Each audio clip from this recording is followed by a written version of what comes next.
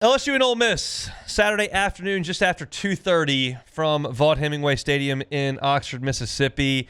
And I have really, really enjoyed this week of diving into this game because I believe it to be very, very fascinating. I think the most fascinating thing about it is its importance, right? LSU came into the season with huge expectations. Ole Miss, not as big as last year, but both teams have gotten off to an undefeated start. And the winner on Saturday has a really, really nice path to the college football playoff. It doesn't mean that the winner is going to get there. It doesn't mean the loser can't. But the winner is looking with some wiggle room at the month of October. And that's a great, great place to be in. And I think for me, as I look at this matchup, we've now got enough on tape, enough on the stat sheets, enough body of work to really start making some generalizations about who teams are. When you beat an FCS team 55-0, I can't really learn anything. When you play two of your games against teams you're much, much better than, it's just hard to really draw from those things because you're bigger, you're faster, you're stronger, and so your fundamentals aren't great. You have a missed assignment. Like, you can make up for things. But now everybody's kind of got enough hay in the barn to where you kind of get a sense to who teams are. And we've talked a lot about the different aspects of this game. We've talked about Ole Miss's quarterbacks and what's the situation if you see the backup in there and you see Trinidad Chambliss. What if you've got to go back to Austin Simmons? We've talked about Lane Kiffin's offense against Blake Baker's defense. We've talked about LSU going on the road to play Clemson and what that's going to mean when they go on the road to play Ole Miss. And there's been a lot of areas on the field that we've focused on. And I haven't talked about this, and this could be a huge, huge, huge piece to the overall puzzle in this game. Last season, Ole Miss was hellacious with its pass rush. I mean, incredible off the edge. And they finished the year with 52 sacks, which was third in the nation last year. I mean, they got after people. And through 4 games, they just have not. They had 3 sacks at Kentucky. Very good. Solid effort. Kentucky stinks at throwing the football, but 3 sacks in a league game, that's getting back there and making an impact. They have not had a sack in the last 2 weeks against Arkansas or Tulane, and they whipped Tulane at the point of attack for a lot of that game. Tulane couldn't run the ball, but they didn't get home and finish those sacks.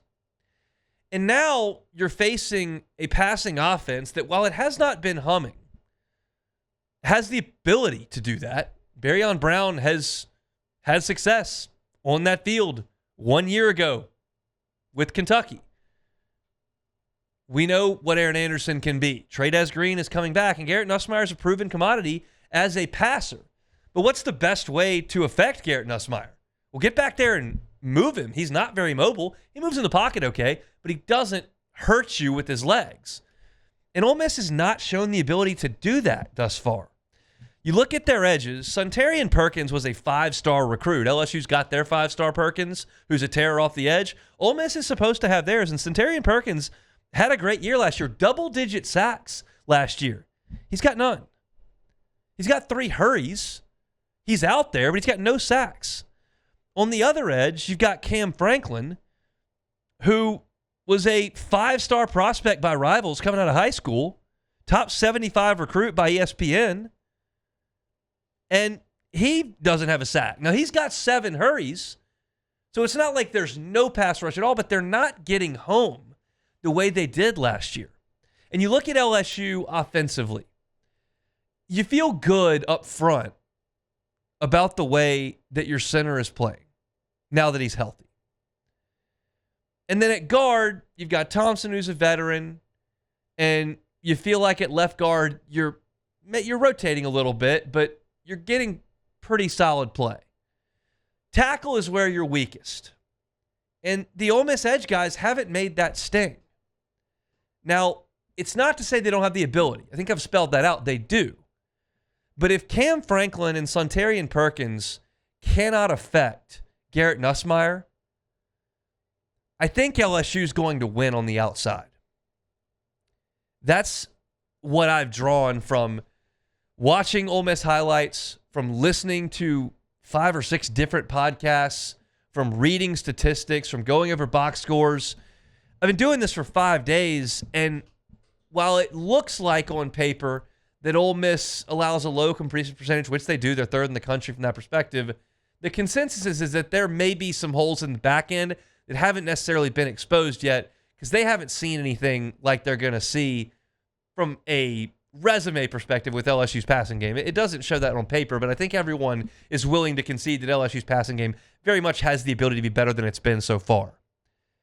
And the way that Ole Miss can counter that is to get back there and affect Nussmeier. Franklin and Suntarian Perkins have got to do that. Prince Will Umanmielen as well. He's only got one sack. He's not as good as his brother, Prince Lee Umanmielen. They don't have Walter Nolan on the inside. And so that's a spot that if you're Ole Miss and you look at LSU on tape and you look at the offensive line and you go, I'd like to kind of get after those guys. They haven't shown they can do it. And this dovetails into another point that I think is going to exemplify it even more. As I sit here today on Friday afternoon, I just don't think LSU is going to run the ball well. And you can look at those stat sheets all you want and say, well, Ole Miss has quite literally the worst run defense in the Southeastern Conference. They do. Kentucky ran it on them. Arkansas ran it on them. Tré'Quinn Green ran it on them. Like, their statistics against the run are bad. They don't have the talent they did last year. They're not a good run defense. There's enough evidence to support that. I don't think LSU can take advantage of that because I don't trust LSU's run game at all. At all. LSU could not push Louisiana Tech out of the way to score a touchdown in the fourth quarter of that game from the 3-yard line, first and goal. LSU's best chance to get a reasonable statistic out of the run game is for Juwan Johnson to bust one. Give me 50 on one play, which can happen. Maybe Harlem Berry gets a stretch play, puts one foot in the ground and uses his speed. But down in, down out, if you tell me that LSU is going to carry the football 27 times on Saturday, I think that 22 of them will be pretty marginal gains. I don't trust LSU to run the ball, which means if LSU is going to go to Oxford and move the ball and convert third downs and get into the red zone and score touchdowns and score enough points to win this game, it needs to come in the passing game, that as your backbone. And if Ole Miss doesn't affect Garrett Nussmeier, he can do it. And if Ole Miss doesn't affect Nussmeier, those wide receivers can win against Ole Miss's defensive backs.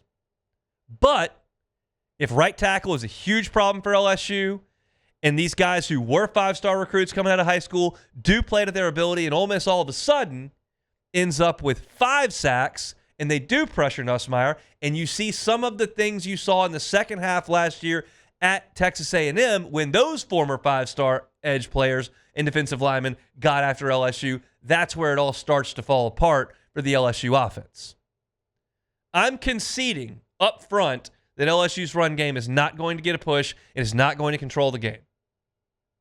But I'm not conceding that that makes LSU one-dimensional and feckless on offense. It does not, because I think LSU can win against the Ole Miss DBs. And keep in mind, you still have to keep, I'm not saying sit back and throw it 58 times. You still have to run it some. It's like they did at Clemson.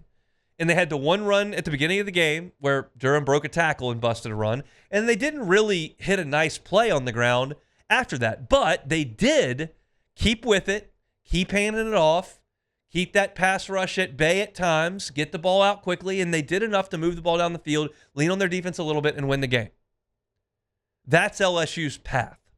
If y'all listen to After the Review with Matt on Thursdays when he has other beat writers for LSU, or on Wednesdays when he has other beat writers for the Saints, he often asks that beat writer, what's the path for said team to win? And this week, if you ask the Bills beat writer, it's like, get off the bus and make sure that you've got football players on the field. That's the path to win.